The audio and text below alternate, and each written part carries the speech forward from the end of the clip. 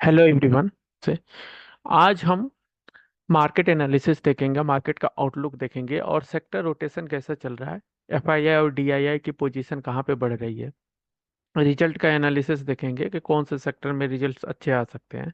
और अगले 6 मंथ का व्यू देखेंगे कि मार्केट में Nifty, bank Nifty, small cap, penny cap, इन सब का मूवमेंट कैसे रहेगा। साथ में हम यूएस का भी डेटा को डिस्कस करेंगे कि यूएस मार्केट का कैसा रहेगा और ट्रम्प का क्या इम्पैक्ट पड़ेगा। जो 90 डेज का टैरिफ दिया था उसका क्या क्या इम्पैक्ट पड़ेगा। अभी चाइना के साथ उसका क्या रिलेशन चल रहा है। तो इस सब बातों को लेके हम इसको आगे बढ़ाते हैं सेशन को। सबसे पहले मैं आपको यूएस का कुछ चीजें दिखाना चाहता हूँ कि यहाँ का जो डिज्नीलैंड का ये आपको फोटो दिख रहे हो पूरी की पूरी खाली जा रही है। यहाँ ऐसा सिचुएशन आ चुका है कि जैसे वहाँ पे सब कोई कॉस्ट कटिंग कर रहा है। और ये इसलिए हो रहा है कि वहाँ पे रिसेशन का फियर बहुत ज्यादा है। और इस वजह से आप देखोगे कि ट्रम्प ये चाहता है कि लोगों के पॉकेट में पैसा डाला जाए। उसके लिए यूएस में रेट कट करने की बहुत ज्यादा वो बात कर रहे हैं कि यहाँ पे जो पॉवेल है उनको हटा देते हैं और वहां पे आपको बैंक का जो इंटरेस्ट रेट है उसको कम किया जाए।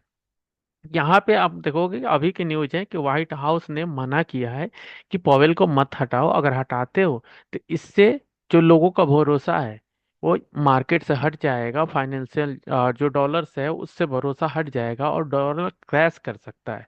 फ्रेंच के भी जो फाइनेंस मिनिस्टर उन्होंने भी सेम बातें बोली है। और बहुत सारे एजेंसीज ने ये वार्निंग दी है ट्रम्प को कि डायरेक्ट मत हटाओ पावेल को। पावेल ने बोल रहे हैं कि अभी अगर इंटरेस्ट रेट कम कर देते हैं, साथ में अपने टैरिफ बढ़ा रखे हैं, जिस वजह से चाइना के जो प्रोडक्ट्स जो आ रहे थे यूएस में 70% जो यूएस है वो चाइना के ऊपर डिपेंडेंट है। अपने घरों में जितने फर्नीचर से लेके जो भी हाईटेक के इक्विपमेंट्स है सारे चाइना से इंपोर्टेड है। उसका मैं कॉस्ट मार्जिन सब दिखाऊंगा कि कितना चाइना का बेनिफिट में होता है, वो सब कुछ मैं दिखाऊं। तो यहाँ पे ये प्रॉब्लम आ रही है कि लोगों के पास पैसे नहीं है या उनको फियर है, इसी वजह से वो जो पैसा खर्च करना चाहते थे वो कर नहीं रहे, उसको सेविंग में ले जा रहे हैं। इसके बाद देखोगे जो चाइना ने जो क्रिटिकल में जो रेयर मेटल्स था, जिसमें से बहुत सारे मेटल्स का यूज होता है वेपन में। आप देखोगे इसमें साफ साफ लिखा है कि टेस्ला की जो चिप की जरूरत पड़ती है, टेस्ला के लिए जो बहुत सारे स्पेस जो वर्क होते हैं वहाँ पे जो क्रिटिकल मिनरल्स की जरूरत पड़ती है, जिससे हाई टेम्परेचर पर रॉकेट को लॉन्च किया जाए, वहाँ के ईंधन को बचाया जाए, चाहे वहाँ के जो उसकी बनाया जाता है बहुत सारी चीज हीट रेजिस्टेंस के लिए, या फिर टंगस्टन का बहुत जगह यूज होता है। तो ऐसे में आप देखो कि हेल्थ केयर से लेके टेस्ला से लेके ईवी से लेके वहाँ के हर चीजों में रेयर अर्थ मेटल की जरूरत पड़ेगी। और सबसे ज्यादा चाइना मैन्युफैक्चर करता है। जब चाइना ने देने से मना कर दिया तो इन्होंने पाकिस्तान, यूक्रेन सबसे मांगा। उसके पास है ही नहीं तो वो क्या देंगे दूसरे ने। इसी वजह से चाइना अपना कोई भी नेगोशिएट करने के लिए तैयार नहीं है। यहाँ पे ट्रम्प टैरिफ पे टैरिफ लगाया जाए। जो रिसेंट उनकी बातें हुई उन्होंने ये बोला है कि मैं तब तक टैरिफ बढ़ाते रहूंगा जब तक कि चाइना नेगोशिएशन के लिए टेबल पर नहीं आ जाता है। तो ये वार उनकी तरफ से खत्म नहीं होने वाली है, लेकिन इंडिया को बेनिफिट होने वाला है। क्योंकि जो भी चाइना के जो माल है वो डायरेक्ट वो यूएस को सप्लाई न करके वो इंडिया के थ्रू सप्लाई कर रहे हैं। यहाँ पे आ रही है, रीपैकेजिंग हो रही है। आप देखोगे गुच्ची और बड़े बड़े जो ब्रांड्स थे वो भी अब चाइना अपना एक्सपोज कर रहा है कि मेरे यहाँ से ही बन के जाते हैं और यूरोप में उसके रीब्रांडिंग की जाती है। मेरे यहाँ बनने में उसको $200 लगते हैं और वहां पे मैं $2000 में बिकते हैं। तो सब कुछ तो मैं ही मैन्युफैक्चर कर रहा हूँ, उसको अलग अलग कंट्रीज में मैं भेजता हूँ, वहां पे उसको रीब्रांडिंग की जाती है। तो ये वाली सिचुएशन है कि अगर सारे बड़े बड़े ब्रांड्स में जो प्रॉब्लम आ रही है कि वहाँ की जो सप्लाई चेन डिसरप्ट हो चुकी है, उस वजह से यूएस में इन्फ्लेशन का कॉस्ट मतलब आ सकता है कि यहाँ पे महंगाई तुरंत बढ़ जाएगी चीजें की। जैसे आपने आईफोन का देखा था, फिर चाइना उन्होंने हटा दिया बैन को, क्योंकि आईफोन का जो कॉस्ट है बहुत ज्यादा बढ़ने लगा था वहां से। $2500 से सीधे $3500 चला गया था। तो ये सारी चीजें है कि यहाँ पे आपको ध्यान में रखनी है कि यूएस चाइना पे डिपेंडेंट है। अगर रेट कट होती है तो जो यहाँ पे स्पेंडिंग बढ़ेगी, जिस वजह से जो खाली जितने भी, ये तो एक जगह की बात चल रही है जो डिज्नीलैंड है, कभी खाली नहीं होता है, लेकिन देखो पूरी खाली है। तो यहाँ पे खाली जा रही है, मतलब जितने मॉल्स है वहाँ के, जितने भी हम यूएस को एक्सपोर्ट करते हैं या वहाँ पे जो भी बिजनेस चलते हैं वो सारे के सारे लॉसेस में जाने हैं, इंक्लूडिंग आईटी सेक्टर। और आईटी सेक्टर का परफॉर्म इसीलिए नहीं कर रहा है कि वहाँ पे भी डिमांड एकदम से कम हो चुकी है, लोग खर्चा नहीं करना चाहते। निफ्टी का क्या सिचुएशन है कि यहाँ पे आप देखो कि ट्रम्प ये चाहता है कि यूएस में आपका रेट कट हो, और इसके लिए बहुत जी जान लगाया हुआ है। अगर वो कट करता है तो इंडिया में 1% और आपका इंटरेस्ट रेट में कट हो सकता है। तो जिस वजह से जब रेट कट होता है कभी भी, तो लोन का रेट अगर सस्ता होता है तो इसके वजह से बैंक्स को जो लोन लेना होता है वो आसान हो जाता है, क्योंकि बैंक्स को पहले आरबीआई से लोन लेना पड़ता है। अगर आरबीआई उनको सस्ता लोन दे रहा है तो बैंक्स आपको सस्ता लोन देंगे। दूसरी बात, अभी आपने सुना था कि बैंक्स के पास लिक्विडिटी की क्राइसिस चल रही थी, लेकिन अगर ये रेट को कम करते जा रहा है, इंटरेस्ट रेट को कम करते जा रहा है, तो सस्ते जो ब्याज दर है उस पे बैंक्स को तुरंत लोन मिल जा रहा है आरबीआई की तरफ से, और ज्यादा से ज्यादा लोन उठा पा रहे हैं। तो इस वजह से जो बैंकिंग्स में जो आपका लिक्विडिटी का प्रॉब्लम था वो सॉर्ट आउट होते हुए दिख रहा है। साथ में इंटरेस्ट रेट जब कम हो जाता है तो कोई भी हाउसिंग लोन के लिए चला जाता है, या फिर आप देखोगे कि भाई होम लोन सस्ता हो गया, ऑटो लोन सस्ता हो गया, कार लोन सस्ता हो गया। तो इस वजह से लोगों की स्पेंडिंग बढ़ती है। साथ में एक और बात आपको याद दिला दूं कि जो 12 लाख का, जो 12 लाख तक का आपको टैक्स फ्री हुआ था, उसका भी अभी से जो सबका आ रहा है, जो पहले टीडीएस कट के आता था, जो सबका कट के आता था पैसा, अब वो कट के नहीं आ रहा है पैसा, वो डायरेक्ट पूरी का पूरा सैलरी आ रहा है। तो इस वजह से लोगों के पास कैश सरप्लस होना शुरू हुआ है। और ये भी आपको बैंक में लिक्विडिटी का ही काम करेगा कि एक टाइप से लोगों की सेविंग बढ़ेगी, तो जिससे लोगों की परचेजिंग पावर बढ़ेगी। बैंक्स अपने साइड से भी लोन सस्ते में दे रहे हैं, और इस वजह से लोगों के पास जब पैसा आएगा तो वो उस लोन को लेने की कोशिश करेंगे कि चलो इस बार तो 12 लाख पे कोई टैक्स नहीं है, तो हम लोन ले लेते हैं। तो इस वजह से आप देखोगे जो होम लोन्स है उसमें अभी 30% का ड्रॉप था, जो आप मेजर सिटी में देखोगे, मुंबई में, दिल्ली में, हर जगह पे रियल एस्टेट में ड्रॉप आया था। लेकिन आप स्टॉक मार्केट को देखो, बहुत दिन से परफॉर्म नहीं कर रहा है, गोल्ड ऑल टाइम हाई की तरफ जा रहा है। तो लोगों को ऐसा लग रहा है कि स्टॉक मार्केट में तो पैसा ज्यादा बनना नहीं है, पैसा कहाँ पे बनेगा, रियल एस्टेट में। तो वो पैसा अब रियल एस्टेट की तरफ जा रहा है। और वहाँ पे जो प्रीमियम ब्रांड वाले जो आपको लग्जरी फ्लैट्स है, वहाँ पे लोग पैसे डालते हैं कुछ समय के लिए, जब लोगों के पास परचेजिंग पावर आएगी तो वो बाई करेंगे, तो वहाँ पे वो सेल आउट कर देंगे। तो वो बस वहाँ पे पैसे को पार कर रहे हैं, ताकि वहाँ पे कुछ दिनों में जैसे डिमांड बढ़ेगी वो सेल करके निकल जाएंगे। तो जब ये होम लोन जो सस्ता हो रहा है, इस वजह से मिडिल क्लास सबसे पहले घर लेने की कोशिश करेगा। तो इस बात को आपको ध्यान में रखना। अदर लोन भी जब सस्ता होगा तो बैंक, जो कंपनी, जो छोटी कंपनी थी या आपको मीडियम साइज की एमएसएमई कंपनी है, तो उनका क्या होगा कि उनके पास जो ईएमआई आ रहे थे, जो पर मंथ ईएमआई कट रहा था, तो अब उनके ईएमआई की जो इंटरेस्ट रेट है वो कम हो जाएगी, जिस वजह से वो कंपनियों के पास सरप्लस होना शुरू हो जाएगा। इसी वजह से जब बैंकिंग और फाइनेंशियल में आप देखो कि मेजर क्रैश आया था, जब एचडीएफसी नीचे चला गया था, बजाज फाइनेंस भी बहुत नीचे चला गया था, तो वहां पे एफआईआई ने बहुत सारे ब्लॉक डील्स किए थे, क्योंकि उन्हें पता था कि आरबीआई ने पैसा इंजेक्ट करना शुरू कर दिया है, जब लिक्विडिटी आना शुरू होगा। साथ में गवर्नमेंट ने जो 12 लाख का टैक्स फ्री किया है इनकम का, तो उसका भी इम्पैक्ट आएगा। तो लोगों के धीरे धीरे परचेजिंग पावर बढ़ेगी, बैंक से लोन शुरू करेंगे, तो बैंकिंग आगे अच्छा परफॉर्म कर सकता है। तो जिस वजह से आप देखोगे कि Nifty banks all time high की तरफ पहुंचा हुआ है, जो निफ्टी फाइनेंशियल है ऑल टाइम हाई लगा चुका है। रीजन क्या है कि यहाँ पे सीधी सीधी है कि लोगों की परचेजिंग पावर दिख रही है, कि यहाँ पे आ रही है, लोग लोन लेंगे, आप भी लोगे, सब लोग लेंगे, जिस वजह से ये लग रहा है कि यहाँ पे आउट परफॉर्म करने के पॉसिबिलिटी। साथ में यूएस में अगर रेट कट होता है तो इंडिया और रेट कट करेगा, तो इस वजह से यहाँ पे और लोन सस्ता होंगे। ये सिचुएशन एक बार बनी थी जब कोविड आया था। तो जब मार्केट में, जब आप टेक्निकल फॉलो नहीं करते हो, मतलब जब मार्केट फॉलो ही नहीं करता टेक्निकल, जब यहाँ पे 200-2000 पॉइंट की स्विंग होती है, इतनी बड़ी बड़ी स्विंग आती है, तो वहाँ पे एक ही चीज काम करता है, वो आपका एक्सपीरियंस। पहले आपने क्या ये सिचुएशन देखा है, 2008 में क्राइसिस देखी है। उसके बाद जितने वार हुए, चाहे पैनिक सिचुएशन, इलेक्शन आए, उसने आपने वैसा सिचुएशन देखा है? अगर देखा है तो काम करेगा। कोविड का अगर फॉल देखा है, क्रैश हुआ था, वहां से रिकवरी कैसे आई थी, गवर्नमेंट ने क्या कैसे लिक्विडिटी इंजेक्ट किया था, वो आपने देखा है, तो आपको एक्सपीरियंस काम आएगा। तो एक्सपीरियंस लेना ज्यादा जरूरी है, क्योंकि अगर आपके पास एक्सपीरियंस नहीं है तो मार्केट में पैसे तो बना लोगे बुल फेज में, जैसे एक बार ट्रैप हो गए अब बर्बाद हो जाओगे, या फिर जैसे बियर फेज स्टार्ट होगा, आप कोई पोजीशन आप ले नहीं पाओगे, जब बॉटम आउट होगा मार्केट फिर आप जाकर ऑल टाइम हाई पे लोगे। अभी कुछ दिन पहले आप निफ्टी, बैंक निफ्टी, ये सब में आप देख रहे थे कि बॉटम ढूंढ रहे थे, अभी आप टॉप ढूंढना शुरू कर दिए कि निफ्टी बैंक तो ऑल टाइम हाई लगाने वाला है, निफ्टी तो 24,000 के ऊपर आ गया, बुलिश हो गया, हमने तो कुछ लिया नहीं। तो इसके लिए क्या जरूरी है कि आपको सीखना जरूरी है। हम अपना बैच स्टार्ट करेंगे अभी मई में, आप उसको ज्वाइन कर सकते हैं, डिटेल्स हम ग्रुप में डाल देंगे। पूरी जितनी फंडामेंटल होती है, टेक्निकल होती है, साइकोलॉजी, मार्केट साइकोलॉजी से, और जितना ऑपरेटर ट्रेसिंग मेथड्स होते हैं, सब कुछ आपको बताएंगे। क्या क्या स्टॉक्स चलेंगे, कैसे चलेंगे, क्या उसका साइकिल होता है, वो सब कुछ हम कवर करते हैं। आपको अगर प्रीमियम में पैसे वेस्ट नहीं करना, हर मंथ आपको कहीं पे पैसे वेस्ट नहीं करना है, तो थोड़े से पैसे लगाइए, एक मोबाइल फोन के बराबर आप पूरा का पूरा जो मेरे पास नॉलेज है वो आप सीख सकते हो। तो हम आते हैं आगे की तरफ, कि यहाँ पे जो नमूरा है वो बात कर रहा है कि आरबीआई यहाँ पे 100 बेसिस पॉइंट और कट कर सकता है। वो ऑलमोस्ट 100 बेसिस पॉइंट, मतलब आपको 1% के आसपास हुआ, कि इतना आपका और भी रेट कट हो सकता है।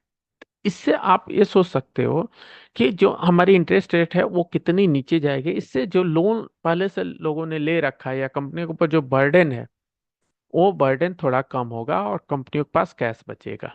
और जिस वजह से आप देखोगे कि उनका जो कैपेक्स है, मतलब पैसे किसी के पास बचेगा तो कोई प्रोजेक्ट लगा सकता है, कैपेक्स कर सकता है। अभी देखो प्राइवेट कंपनियां ले नहीं रही थी लोन, बहुत दिनों से प्राइवेट साइकिल, कैपेक्स साइकिल चल नहीं रहा था, सिर्फ गवर्नमेंट दे रही थी। तो अब इन लोगों के पास पैसा आएगा तो गवर्नमेंट का प्रोजेक्ट को पूरा करने के लिए अपने कैपेसिटी को बढ़ाएंगे, क्योंकि गवर्नमेंट ऑलरेडी कैपेक्स कर चुका है। तो यहाँ पे आप देखोगे जेफरी के जो क्रिस वुड है, उन्होंने बोला है, 5 रीजन दिया है कि इंडिया पे क्यों ओवरवेट है, और बहुत सारी एजेंसी इंडिया पे ओवरवेट है, एक दो नहीं, बहुत सारी एजेंसी। तो इंडिया पे आपको भी बुलिश रहना है। शॉर्ट टर्म में वोलेटिलिटी रहेगी, लेकिन मेरे एक्सपीरियंस से कोविड के बाद जो सिचुएशन बन रही थी, एकदम सेम सिचुएशन बनी है, कि मार्केट कुछ दिन तक आपको, जैसे कोविड का वैक्सीन आया था तो लोगों को पता नहीं था कि क्या होगा, सेम चीज है कि ट्रम्प ने भी वही बोला है, तो ट्रम्प का क्या करेगा वही सिचुएशन है, वैक्सीन काम करेगी नहीं करेगी, और उसके बाद वैक्सीन काम कर गई, सारा मैटर सेटल हो गया, और गवर्नमेंट ने बहुत सारी लिक्विडिटी डाल दी थी, रेट कट कर दिया था, सारे कंपनियां कैपेक्स करने लगी, पीएलआई स्कीम आने लगा, ग्लोबल डिमांड फिर वापस आ गया, और वहां से स्टॉक आपको 10 गुना, 15 गुना, 20 गुना, कुछ तो स्टॉक्स 100 टाइम्स हो गए। तो आपको जरूरत है ऐसे मार्केट में टिक के रहने का, आपको सही जो स्टॉक्स सेक्टर चल रहे हैं उनके साथ चिपके रहने का, क्योंकि मार्केट में जब बाइंग आएगी बहुत मैसिव आएगी। आपने एफआईए की बाइंग देखी, कितनी ज्यादा बाइंग लगातार आ रही है, कितने निफ्टी गैप अप खुल रहे हैं, कोई गैप फिल नहीं कर रहा है, और कहाँ पे फिल करेगा वो मैं आपको बताऊंगा। वैसे ही अभी के कोविड में भी यही हुआ था, कि जो वैक्सीन था वो बोलते थे इंडिया की जो वैक्सीन है वो अच्छी नहीं है, काम नहीं करेगी, और डेथ रेट रुकेगा नहीं। उसके बाद जैसे जैसे सारी चीजें सेटल हुई, उसके बाद देखो कि मार्केट ने क्या रैली दिया था। सेम चीज, रेट कट पे रेट कट आ रहा है, और जितना ज्यादा रेट कट होगा उतना लोगों के पास पैसा आएगा और उतना सस्ता लोन मिलेगा, उतनी कंपनियां उठाएगी। बहुत दिनों से कंपनियों ने अपने प्रोडक्शन की जो कैपेसिटी उसको बढ़ाया नहीं है, लोगों के पास पैसे आए नहीं थे, अब तो डायरेक्ट 12 लाख रुपए आपको दे रहा है कि उस पर कोई टैक्स नहीं है, दबा के जो खरीदना है खरीदो। तो इस वजह से लोगों के पास पूरी तरीके से पॉजिटिव ही पॉजिटिव न्यूज है, जो आपको जेफरी बात कर रहा है यहाँ पे। अब देखो सेक्टर रोटेशन की बात कर लेते हैं कि कहाँ कहाँ पे सेक्टर रोटेशन चल रहा है। तो ये जो आपको डेटा दिख रहा है, इसमें 4 कैटेगरी में बटी हुई है। पहला इम्प्रूविंग, जहाँ पे मोमेंटम आपको इम्प्रूव कर रहा है, लीड कहाँ पे कर रहा है, लैग कहाँ पे कर रहा है, वीक कहाँ पे हो रहा है। तो सबसे पहले हम वीक वाले सेक्टर को देखते हैं। यहाँ पे आईटी सर्विसेज आपको वीक हो रही है, इसको मैंने अभी एक्सप्लेन किया था कि यूएस में सारी चीजें खाली जा रही है, वहाँ पे सब लोग कॉस्ट कटिंग कर रहे हैं, वहाँ पे सारे सब लोग डरे हुए हैं।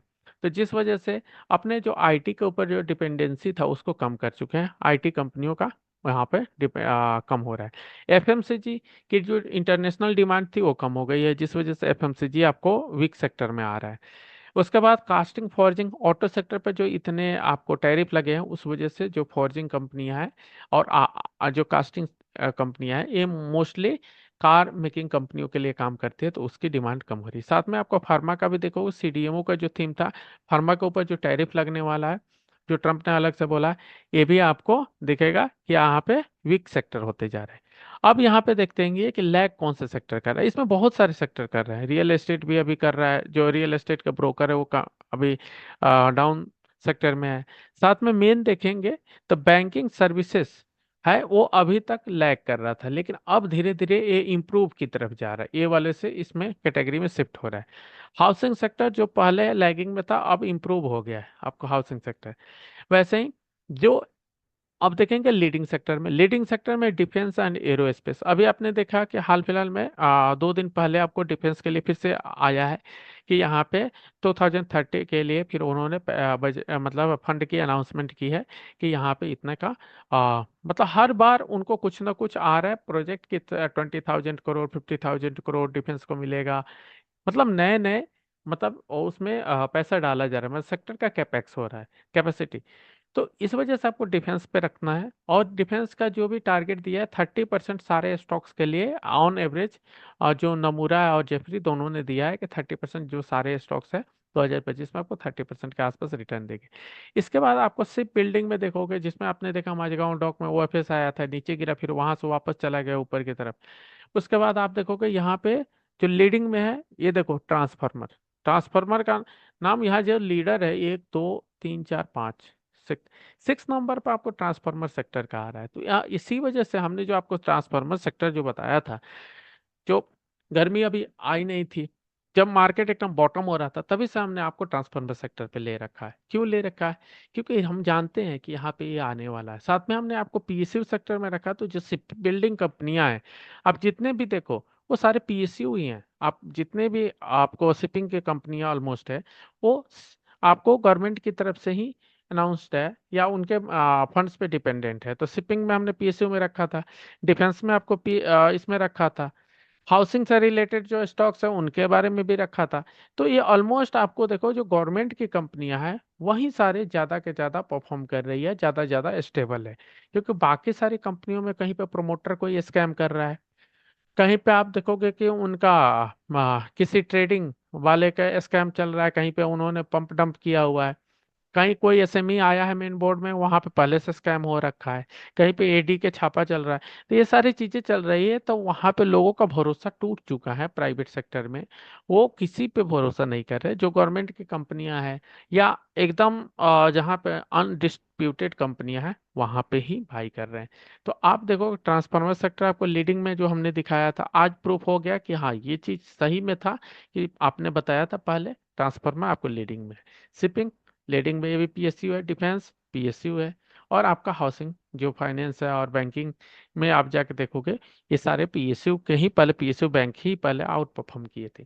तो पीएसयू में इसीलिए मैंने रहा था कि कोई, मुझे पता है कि ट्रम्प कुछ ना कुछ ऐसा काम करेगा जिससे प्रॉब्लम आ सकता है। हाँ हो सकता है कि आपकी एंट्री हाई हो, आपको मौका था एवरेज करने का, अगर नहीं फंड है तो आप वेट करो। लेकिन आप जाके स्मॉल कैप के बहुत सारे स्टॉक्स को देखोगे जो 70-80%, जैसे शुगर स्टॉक 70-80% क्रैश है, पेपर स्टॉक, एस फर्टिलाइजर स्टॉक, ऐसे बहुत सारे स्टॉक्स है जो क्रैश हो चुके हैं। लेकिन जब उनमें मूव मूव भी आती है, मतलब ऑपरेटर पंप करते हैं एक दिन में 20-30%, मतलब 20% 25% ऐसे उनका जंप आता है। तो आप नहीं सोच सकते हो कि क्या हो सकता है वहां पे। कोई एफएनओ में है, कुछ एफएनओ में नहीं है। तो कोई सर्किट लिमिट उनमें मतलब कहाँ तक चला जाता है उसकी कोई गारंटी नहीं है। तो जब आप किसी ब्रेकआउट को चेज कर रहे हो ना, वहां पर आपको फंसने के चांस है, क्योंकि 20% के बाद आप एंट्री लोगे, आपको स्टॉप लॉस चला जाएगा, हमेशा चला जाएगा। वो नीचे अगर 10% नीचे आकर फिर 20% जाता है तो आपका लॉस होगा। तो इसी वजह से जब भी मार्केट बॉटम आउट होने की कोशिश करे या जहाँ पे रिवर्सल हो, वहां पे एंट्री लोगे, आपका स्टॉप लॉस छोटा होगा। अगर एवरेज करते हैं तो भी स्टॉप लॉस आपका कम होगा और आपको गेन बड़ा मिलेगा। तो इसी वजह से हमने बोला था कि आपको पीएसयू और जो पावर है उसमें रहने के लिए। अब हम आगे आते हैं कि म्यूचुअल फंड। अब तो मैंने आपको दिखा दिया कि ये इसके थ्रू कि इंप्रूविंग रोटेशन कैसे चला है। अब हमको दिखाते हैं कि म्यूचुअल फंड ने खरीदा क्या है, क्योंकि एक डेटा से तो आप मान नहीं सकते, दूसरी डेटा दिखानी पड़ी। तो म्यूचुअल फंड्स ने सबसे ज्यादा जो मार्च में बाइंग किया है, आप देखोगे आरबीएनएल रेलवे में बाई किया है। तो रेलवे में बाई किया 19% के आसपास। रेलवे क्या है, आरबीएनएल क्या है, आपका पीएसयू है। हिंदुस्तान जिंक को देखो, इसके बाद हुडको को देखो, ये भी पीएसयू है। हिंदुस्तान कॉपर देखो, जीआरएससी देखो। तो आप देखोगे कि जो हमने थीम बनाया था वो ऑलमोस्ट उसी टाइप से एग्जीक्यूट हो रहा है। चाहे डीआईआई की बाइंग हो, पब्लिक की बाइंग हो, प्रो प्लेयर की बाइंग हो, एफआईआई की बाइंग हो, सबका उसी मतलब अकॉर्डिंग में जा रहा है।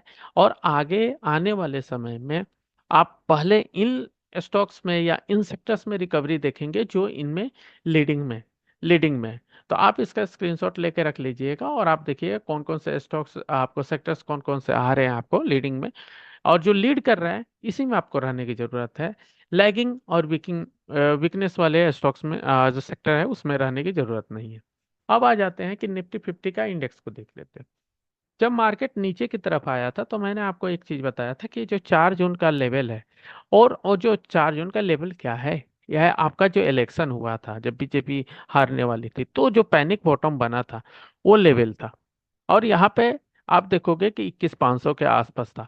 यहाँ पे आके आपको निफ्टी ने यहाँ पे सपोर्ट लिया, एक बार लिया, 2 बार लिया, इससे पहले भी 2 बार सपोर्ट ले चुका है। तो ये स्ट्रॉन्ग एक सपोर्ट जोन था। इससे जो कैंडल बनती है इंट्राडे में, कई बार इससे नीचे आती है, या 100-200 पॉइंट का यहाँ पे आपको बफर लेके चलना पड़ता है, क्योंकि पैनिक बहुत बड़ी होती है।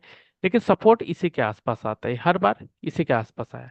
तो हमें तो ये पता था कि यहाँ पहले भी सपोर्ट लिया, यहाँ भी लिया है, पहले भी 4 जून को लिया है। तो यहाँ पे जो फॉलिंग चैनल था, यहाँ पे बार बार कि ऊपर जा रहा है, यहाँ से रिजेक्ट हो रहा है, फिर ऊपर जा रहा है, रिजेक्ट हो रहा है, यहाँ से ऊपर भी गया था, या फिर ब्रेकआउट दिया था, फिर यहाँ से रिजेक्ट होकर नीचे की तरफ आया, फिर यहाँ पे उसी लेवल पे गया है जहां से पहले कई बार रिजेक्ट हुआ है। एक बार रिजेक्ट हुआ है, 2 बार हुआ, तीसरी बार रिजेक्ट होने के लिए गया है। तो हम देखेंगे नेक्स्ट जो इसका चार्ट है उसको देखते हैं।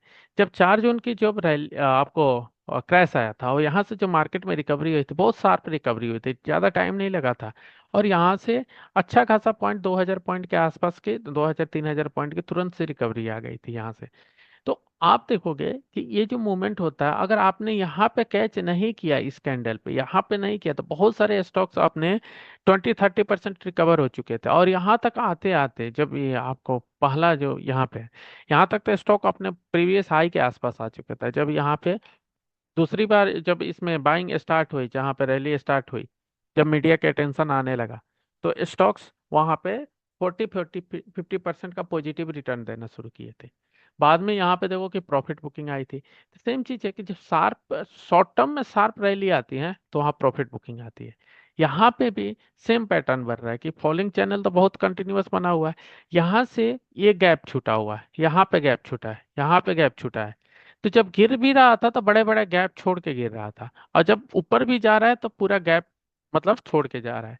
तो यहाँ पे है कि ये गैप का पूरा जोन खुला हुआ है जो कभी भी 22,000 के आसपास आके भर सकता है।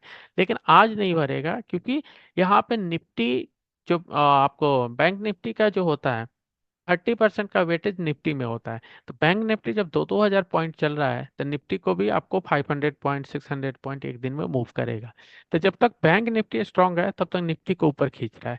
जब बैंक निफ्टी वीक हो जाएगा या वो प्रॉफिट बुकिंग आना शुरू होगा, तो ये वापस आपको 22,000 के आसपास आते हुए दिखेगा।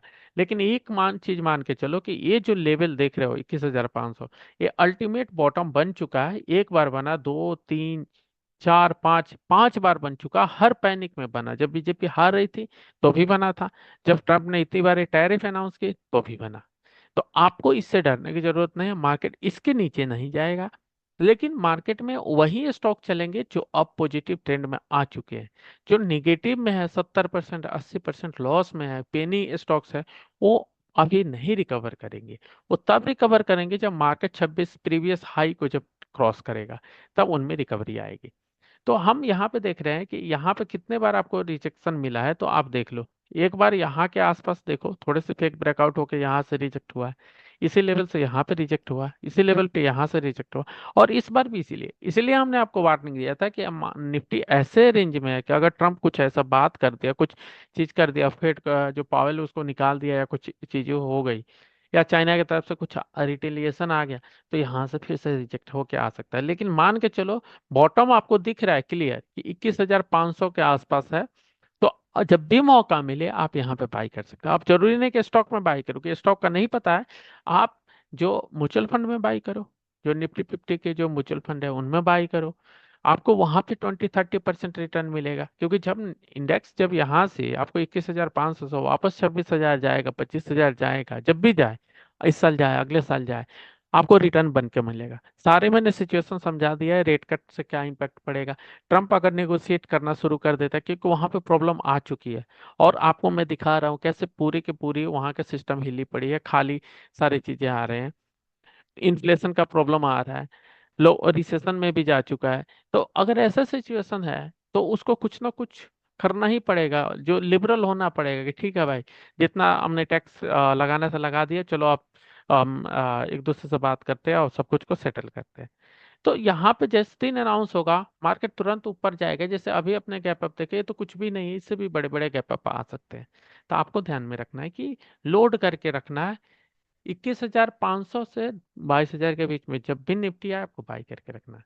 यहाँ पे जो दो शॉर्ट टर्म में इतनी बड़ी रैली आई थी, प्रॉफिट बुकिंग आई थी, शॉर्ट टर्म में देखो एक बार की रैली हो चुकी है जैसे पहले हुई थी, दूसरी बार की रैली होने वाली है, और ये आपको 24,800 के आसपास जाएगा, 500 800 यहाँ से फिर से प्रॉफिट बुकिंग आएगी, ये लिख के रख लो, 24,000 आपको 500 से 800 के आसपास जाएगी। अब इसका रीजन ये है कि निफ्टी आईटी सपोर्ट नहीं कर रहा है, निफ्टी ऑटो सपोर्ट नहीं कर रहा है, निफ्टी एफएमसीजी सपोर्ट नहीं कर रहा है, और इनके सपोर्ट ना करने की वजह से अकेले बैंक निफ्टी एचडीएफसी कितना भी या बजाज ग्रुप कितना भी खींचेगा तो बहुत लंबा शॉर्ट कवरिंग नहीं दे सकता है।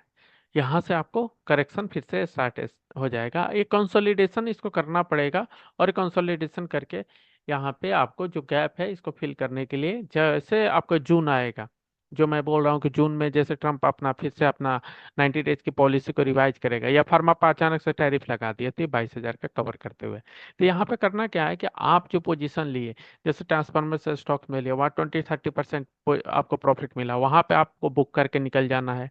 फिर से आपको पोजीशन मिल रहा है चार्ट पे अच्छा से, तो कहीं पे एंट्री लीजिए, आप निकल जाना है। आपको रेलवे में मूवमेंट मिल रही है, वहाँ 10% 15% रिटर्न मिल रहा है, निकल जाना है। क्योंकि जब तक ये गैप ये सब फिल नहीं हो जाता तब तक आपको यहाँ पे हो सकता है फेक ब्रेकआउट हो, यहाँ पे फिर वापस आ सकता है। तो यहाँ पे आपको अलर्ट रखना है कि कुछ कैश रखना है, एटलीस्ट 30% 20% कैश रखना है, इतने दिनों में आपके पास इतना कैश हो गया होगा, उसको रखना है कि इन केस अगर नीचे आता है तो हम एवरेज करेंगे। साथ में खराब स्टॉक्स में एंट्री अगर ले रहे हो तो स्ट्रिक्ट स्टॉप लॉस को फॉलो जरूर करना। अब आ जाता है बैंक निफ्टी। बैंक निफ्टी को अगर चार्ट देखोगे तो एक बार यहाँ पे सपोर्ट लिया था, यहाँ पे सपोर्ट लिया था, यहाँ पे सपोर्ट लिया था, यहाँ पे तो 48,000 के आसपास बहुत बार सपोर्ट लिया, और जितने बार सपोर्ट लिया वहां से एक रैली शुरू हुई। 4 जून को भी सपोर्ट लिया था, इतनी बड़ी रैली हुई थी। यहाँ पे देखोगे तो डबल बॉटम, एक बॉटम यहाँ पे बना है, यहाँ पे बना है, ये डब्लू पैटर्न बनते हुए दिख रहा है, और डबल डब्लू पैटर्न बनने के बाद यहाँ पे आपको ब्रेकआउट के लिए खड़ा है, ऑल टाइम हाई ब्रेकआउट के लिए। तो बैंक निफ्टी में क्यों ब्रेकआउट आ रहा है ये मैंने समझा दिया कि कैसे कैसे रेट कट हुआ है, उसका कैसा इम्पैक्ट आ रहा है, लोगों के पास परचेजिंग पावर बढ़ गई जिस वजह से सब लोन लेने के लिए जा रहे हैं, और लोन जैसे जैसे उनके लोन ग्रोथ होगी, अच्छे मतलब मार्जिन्स में सुधार होंगे, उनके बैड लोन्स कम होंगे, तो इस वजह से यहाँ पे आपको फाइनेंशियल में अच्छी खासी ग्रोथ आना शुरू हुई। साथ में प्राइवेट सेक्टर जो अभी तक लोन नहीं ले रहा था अब लोन लेगा, तो प्राइवेट सेक्टर का भी कैपेक्स होना शुरू होगा। तो यहाँ पे डबल बॉटम आपको दिख रहा है। अगर इस थोड़ा सा और अच्छा होता तो यहाँ पे एक कप बनता और एक छोटा सा हैंडल बनता था, कप एंड होल्ड हैंडल बन सकता था, लेकिन यहाँ पे काफी नॉइज है तो इसको कप एंड हैंडल नहीं मान सकते। लेकिन हाँ, बायर का इंटरेस्ट है वैसा कि एक कप एंड हैंडल जैसा था। तो यहाँ डबल बॉटम तो आपको क्लियर दिख रहा है, यहाँ पे ब्रेकआउट होने की कोशिश किया, इससे पहले एक बार रिजेक्ट हुआ था, ब्रेकआउट हो रहा है। अगर ब्रेकआउट होता है तो 58,000 के आसपास का लेवल ये टच कर देगा, और यहाँ पे क्योंकि 60,000 आपको साइकोलॉजिकल लेवल है, उससे पहले प्रॉफिट बुकिंग आ जाए, क्योंकि तब तक हमारा रिजल्ट सीजन खत्म हो जाएगा। तो इस बात को ध्यान में रखना है कि मई मिड मई तक हमारा जो बैंक निफ्टी है उसकी रैली खत्म हो जाएगी, और उसके बाद सब लोग वेट करेंगे कि जून में क्या पॉलिसी आती है, उसका क्या फिर से बात करता है, 90 डेज हो गया अब क्या करेंगे। तो उसके चक्कर में फिर यहाँ से वापस ये जो बैंक निफ्टी है आपको 50,000 के आसपास आते हुए दिख रहा है। तो ब्रेकआउट अगर चेज कर रहे हो तो स्ट्रिक्ट स्टॉप लॉस के साथ जाओ, पोजीशन सही से लो, और आप इसका रैली को एंजॉय करो। और यहाँ पे लॉन्ग टर्म के लिए इन्वेस्ट मत करो, यहाँ स्विंग पोजीशन बन रही है, क्योंकि यहाँ पे ग्लोबल अभी भी अनसर्टेन ही है। तो इस चीज को ध्यान में रखो कि यहाँ से अगर ब्रेकआउट हो रहा है तो सपने मत पाल लो कि कोविड के बाद की जो रैली आई थी अभी आ जाएगी, नहीं भाई। जब तक ट्रम्प का जो स्पीच बंद नहीं होता या ग्लोबल लेवल पे उसका तांडव बंद नहीं होता तब तक नहीं होगी। आपको लालच भले आ सकता है कि यहाँ पे 5% 10% ऊपर अचानक गया, यहाँ से 50% जाएगा, नहीं। आपको वहां पे बुक करके चलना है। कैश हमेशा 30% रखने की गुंजाइश रखनी है कि भाई हम ऐसे पोजीशन ले रखे हैं, स्टॉप लॉस लगा रखे हैं कि 30% हमें फ्री हो जाएगा। अब आते हैं स्मॉल कैप। स्मॉल कैप को देखो, अगर मार्केट में बुल रैली स्टार्ट हो गई होती तो सारे इंडेक्स ऊपर होते। तो आप देखोगे सिर्फ बैंक निफ्टी ऊपर की तरफ जा रही है फाइनेंशियल की वजह से। निफ्टी अभी भी नीचे की तरफ है, अच्छा खासा नीचे की तरफ है, ठीक है। और आप देखोगे स्मॉल कैप को, स्मॉल कैप तो अभी अपने बॉटम पे 4 जून का जो लेवल था यहाँ पे, इससे पहले भी एक बार करेक्शन हुआ था, लगभग उसी लेवल पे यहाँ पे सपोर्ट लिया, दूसरी बार सपोर्ट लिया, तीसरी बार सपोर्ट लिया, चौथी बार यहीं पे सपोर्ट लिया, 14,000 के लेवल। ये तो अभी काफी वीक लग रहा है, यहाँ पे पहले भी रिजेक्ट हो चुका है, यहाँ रिजेक्शन जोन में खड़ा है। तो यहाँ पे फॉलिंग चैनल देखो कितनी ब्रेकडाउन हुई है इसकी। तो यहाँ पे इसको बहुत मुश्किल लग रहा है, जब तक 17,000 के ऊपर नहीं आता है तब तक इसको नहीं बोल सकते हो कि स्मॉल कैप में बहुत ज्यादा बाइंग आएगी। अभी सिर्फ और सिर्फ लार्ज कैप चलेंगे, और लार्ज कैप में मोस्टली वो स्टॉक्स चलेंगे जहाँ पे एफआई का सिग्निफिकेंट होल्डिंग हुई है, जैसे फाइनेंशियल में हुआ है आपको, आपको बैंक्स में डायरेक्ट हुआ है, तो वहां पे पहले चलेंगे। उसके बाद कौन से कंपनी चलेंगे कि जो बड़े जहाँ पे आपको ग्रोथ की संभावनाएं हैं। जैसे आपको ऐसे बात करेंगे कैपेक्स हो रहा है तो टीवी वालों को पहली बात होती है कि लोगों के पास पॉकेट में पैसा है, एफएमसीजी चलेगा, वो ज्यादा सेफ है। फार्मा तो चल नहीं सकता क्योंकि फार्मा के ऊपर टैरिफ की बातें चल रही है। ऑटो चल नहीं सकता, मेटल नहीं चल सकता क्योंकि उनके ऊपर टैरिफ की बातें आ रही है। तो वो जाएंगे एफएमसीजी की तरफ। तो जब ये दोनों टॉप आउट हो जाएगा मई में, तब तक आपका स्मॉल कैप भी धीरे धीरे यहाँ पे 17,000 के आसपास आ जाएगा, क्योंकि यहाँ पे bank Nifty all time high के आसपास होगा, 58,000 के आसपास। साथ में आपको जो निफ्टी होगा ये भी 24,000 के ऊपर आ चुका होगा। तो यहाँ पे फिर आपको स्मॉल कैप में पहले आप देखो बैंक्स में रैली होगी, फिर निफ्टी वाले स्टॉक्स में होगी, फिर स्मॉल कैप में होगी। स्मॉल कैप में तभी रैली होगी जब निफ्टी आपको 24,200 क्रॉस करे, वहां पे आपको बैंक निफ्टी आपको रैली दे के साइडवेज हो जाए, तब उसके बाद आएगी। और यहाँ पे अभी रिटेलर्स की तरफ से देखोगे कि बिल्कुल भी बाइंग नहीं, क्योंकि उन्होंने पैनी कैप जैसे रिलायंस पावर, कोई आपको देखोगे छोटे छोटे स्टॉक रतन पावर ये सब ले रखे हैं, जो स्टॉक्स काफी ज्यादा लॉस दे रहे हैं, तो उनकी हिम्मत ही टूट चुकी है। पेनी स्टॉक्स को देखोगे तो इतने डिस्ट्रॉय कर चुके हैं कि कहाँ 15 रुपए के चल रहे थे, 3 रुपए 4 रुपए के चल रहे हैं। तो ऐसे सिचुएशन में आप जाके देखो कि जितने भी अच्छे क्वालिटी के या खराब क्वालिटी के किसी को भी बख्शा नहीं गया है, वहां पे हर जगह पे मतलब मातम मना मन रहा है। तो यहाँ पे जितने ऑपरेटर थे उन्होंने बेच के निकल चुके हैं, वो पेनी स्टॉक को भी बाई नहीं करेंगे। पेनी स्टॉक की बाइंग कब आती है? अगस्त में आती है, अगस्त सितंबर अक्टूबर, उस समय से पेनी स्टॉक ही चलते हैं, और सबसे अच्छा उनका टाइम होता है चलने का। ये अभी से नहीं, ये 6-7 साल का ट्रेंड बना दिया गया है कि पेनी स्टॉक का चलने का टाइम वही होता है। उससे पहले जो पावर सेक्टर चलते हैं, जो गर्मियों में पावर सेक्टर चलते हैं, एसी वाले चलते हैं, वायर केबल चलते हैं, इन सब का धीरे धीरे जब स्टॉक्स चल के थक जाते हैं, जब लास्ट में कुछ नहीं बचता है, तब पेनी स्टॉक्स चलते हैं।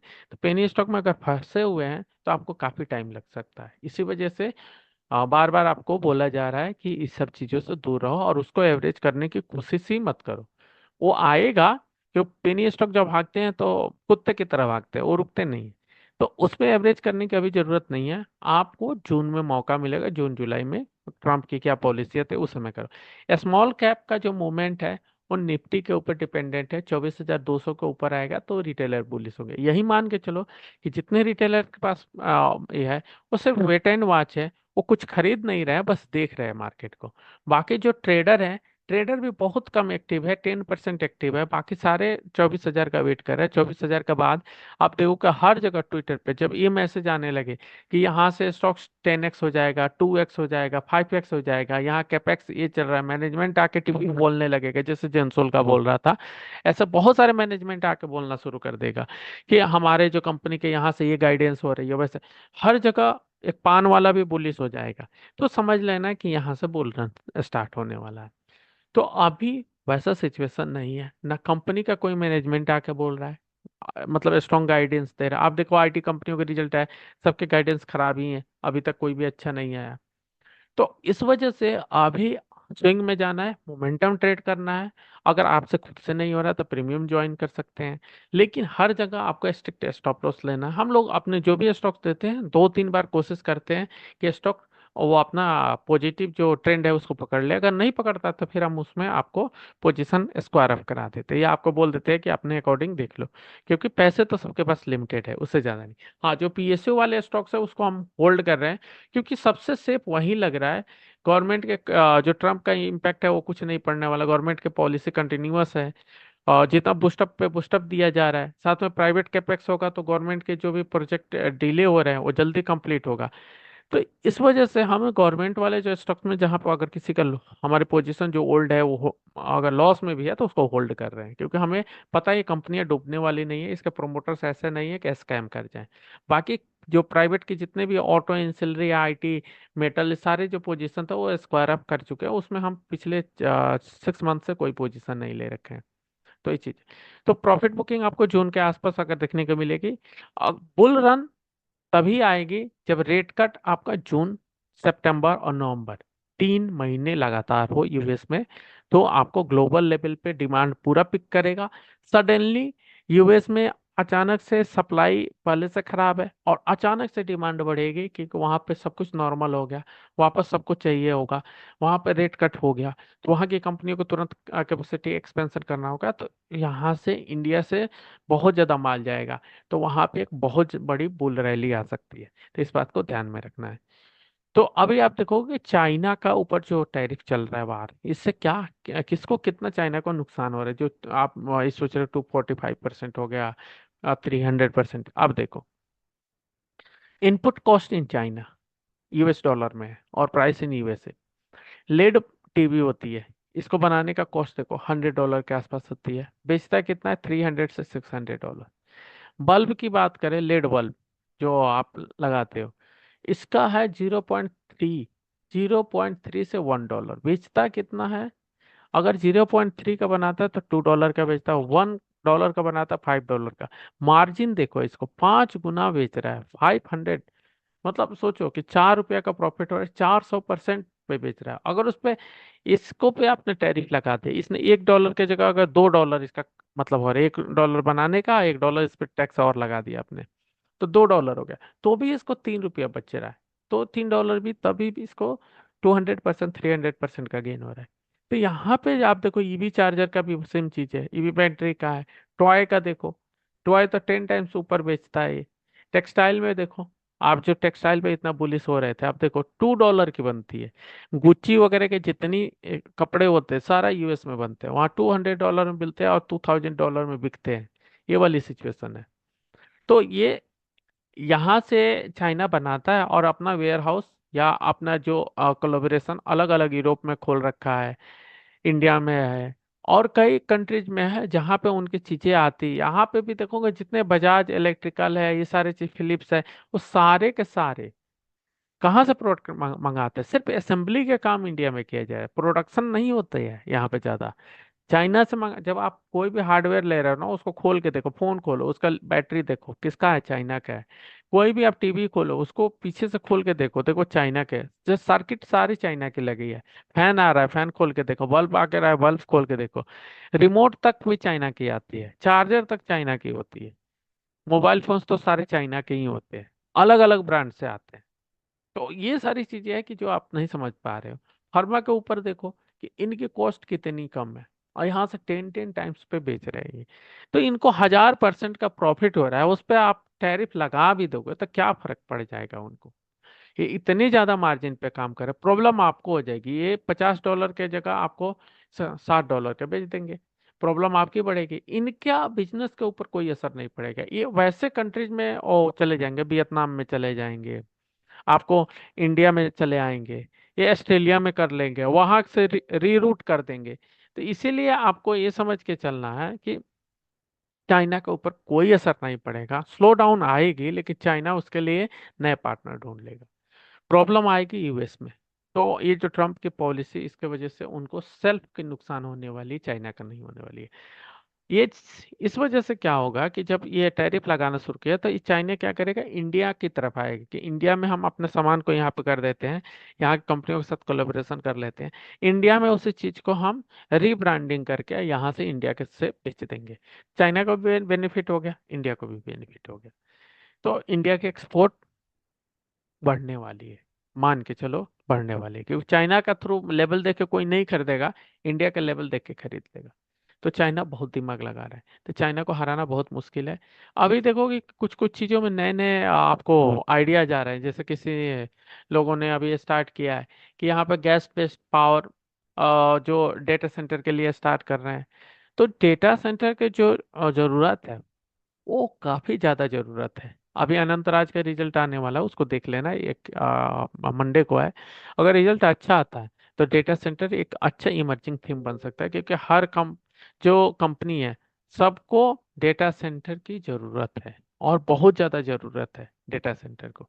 डाटा सेंटर नहीं रहेगा तो आपका एआई रन नहीं करेगा। सारे कंपनियों को अपने क्लाउड की जो कॉस्ट है वो बहुत ज्यादा पड़ रही है, उससे अच्छा सस्ता पड़ रहा है कि आपको डेटा सेंटर लगाना। तो डेटा सेंटर पे काफी ज्यादा बुलिश आगे आपको मिल सकती है।